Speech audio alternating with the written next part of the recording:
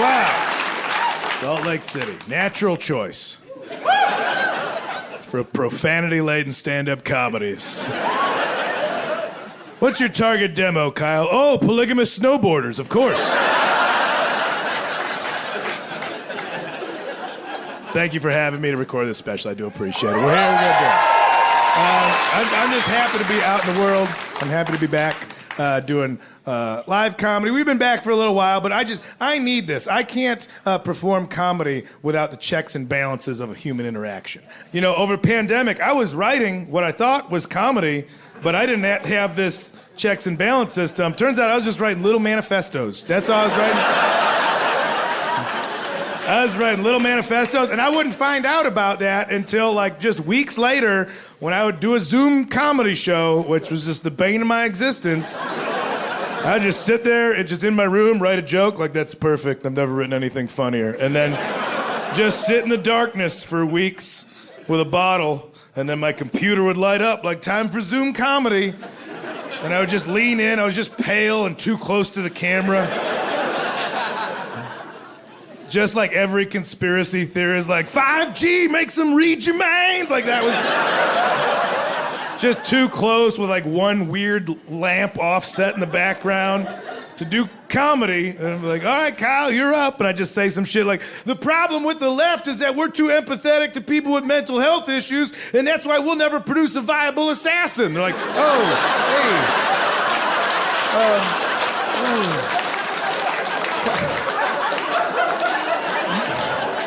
You can't, that's not like ha-ha, I get it, but you can't say that, not on Zoom anyway. They're recording this. Now you gotta explain jokes to the FBI. Is that what you wanted to do? Now you explain comedy to the feds. Even just the minutia of doing live stand. I mean, the stuff that comes along with it, I'm excited to be back to. Even the traveling elements, I'll be happy with. I'm excited to be on airplanes again. I'm sure that'll get obnoxious soon enough, but I just like being on there. I like saying thank you to the pilot when I walk off the plane. I like doing that. How many people say thank you to the pilot when you get off the plane? All right. It's a decent amount, but it's not everybody. What's wrong with you? Well, you're gonna be a jerk. That's all they want. That's all a pilot wants. If you fly, that's the first thing. As soon as they park, the door just flies open at the front. They're just like...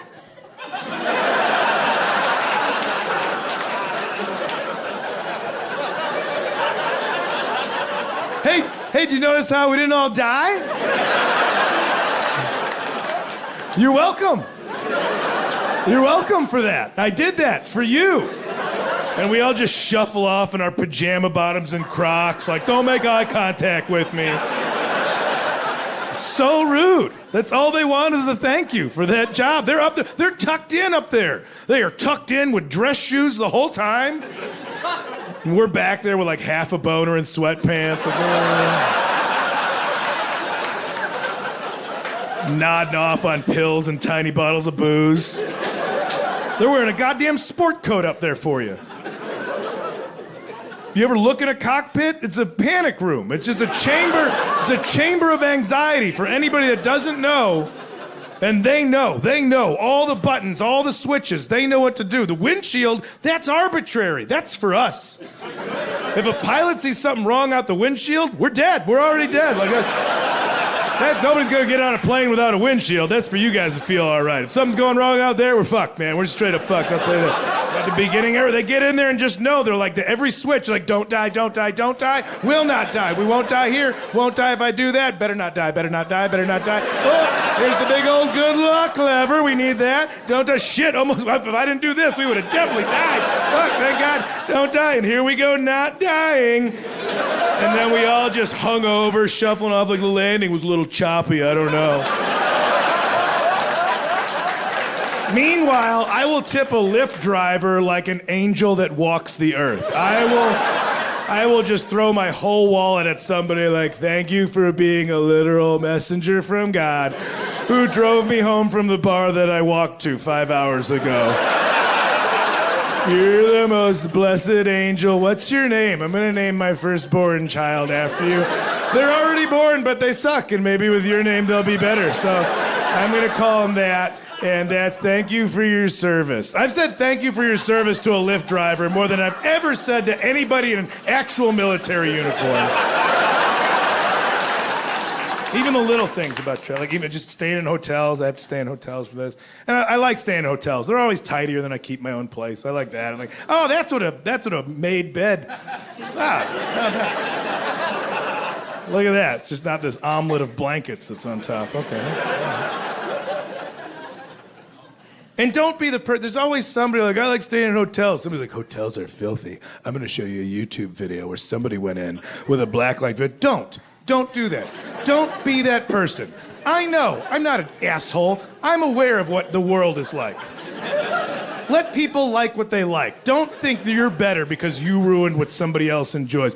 Oh, you like hotels? Don't look behind the curtains. That's rough. That's the type of person's like, oh, you like shrimp? You know that line on the back is poop. Shut the fuck up. Let people like what they like. I know that hotels can be horrifying places, but I don't look under the bed. I don't do the little dust check on stuff. I just need the illusion of cleanliness. I don't look at the pillows. God forbid. Don't. If you're, never look at pillows. Just do that for yourself. If you're a single man in here, leave now, go buy new pillows. Go right now. You're like, why? That's why. Because you just go right now, you can go to Bed Bath & Beyond, stop at anybody's mailbox, take their coupon out of it, get 20% off. Doing bed laundry in the daylight, linens if you're classy. I was doing my bed laundry in the daylight, sober, so I was retaining details. And I went to unsheath the pillow because the pillowcase, that's the case for the pillow that preserves the pillow, does not. I don't even know how I got pillows. Nobody remembers, especially dudes. You don't remember when you bought pillows. I moved to Los Angeles in 2003 with one pillow. Eventually, I had 5 pillows. At 1.7, then down to 3.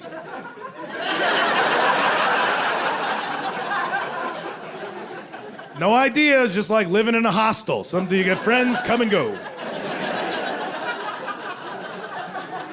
And I unsheathed what I assumed to be a pillow one day in the daylight. And what I extracted from that pillowcase, it had the same just texture and patina as a Wild West wanted poster. It was just, it was gold and slick.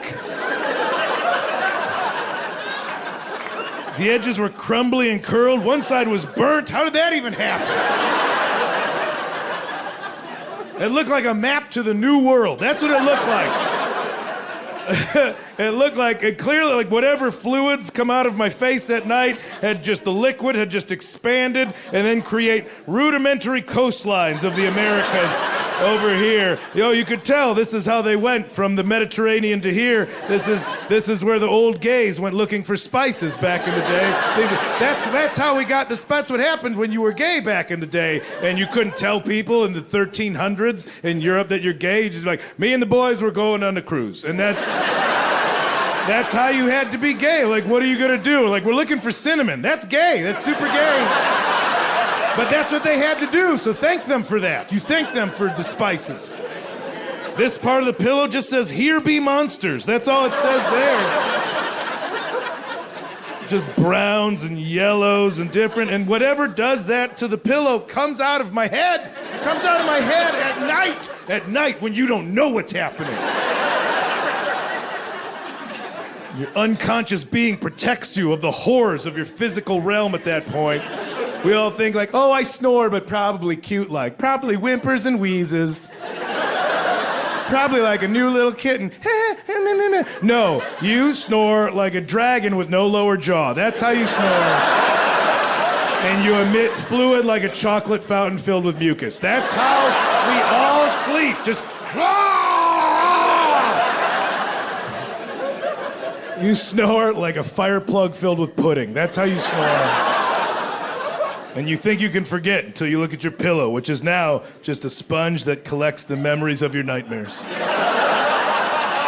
Just a document of your savagery. So anyway, I don't look at the pillows in the hotel. I just like Thank you. I like staying in the hotels. I lay in bed way past checkout. That's what I like now. Just base level excitement. Like I use words in conversation that I don't really know what they mean.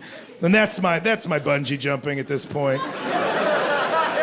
That's it. It's just like, I don't know, man. It sounds pretty ubiquitous to me.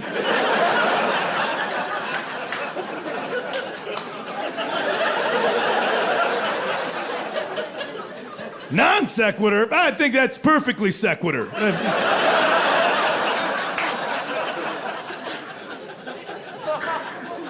Well, so that's my cheat. I just like laying in bed way past checkout and seeing if I get caught. That's like, checkout's at noon, we'll see. You gotta lay real still. You gotta be real quiet. I call it pulling an Anne Frank. That's what I call it. I lay there.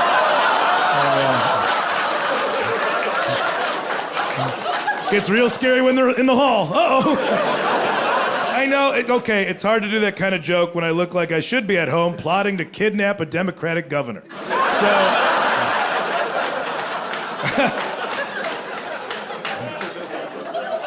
let it be known, I have to say, I am not anti-Semitic. I'm like the most Semitic. I love them. I won't go to the Holocaust Museum, though. Nope. I'll explain. It's not like I'm just gonna move on to the next joke. He let that one hang out there for a while. No, I don't want to go to the Holocaust Museum because I am a coward.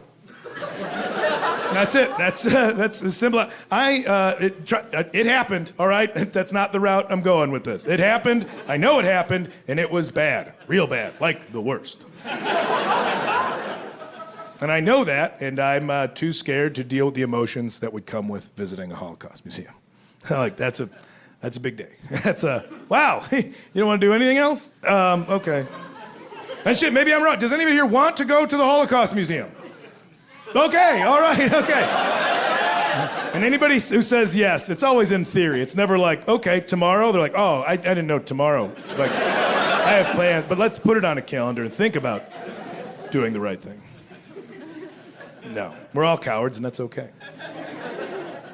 Glad the Holocaust Museum is there. It's there for education, and that's how the majority of people that go to the Holocaust Museum, they are field trips, which I find a tad ironic. That just somebody's like, oh, we got this Holocaust Museum. How are we going to get people in there? We could transport them in against their will. It's like, whoa, hey.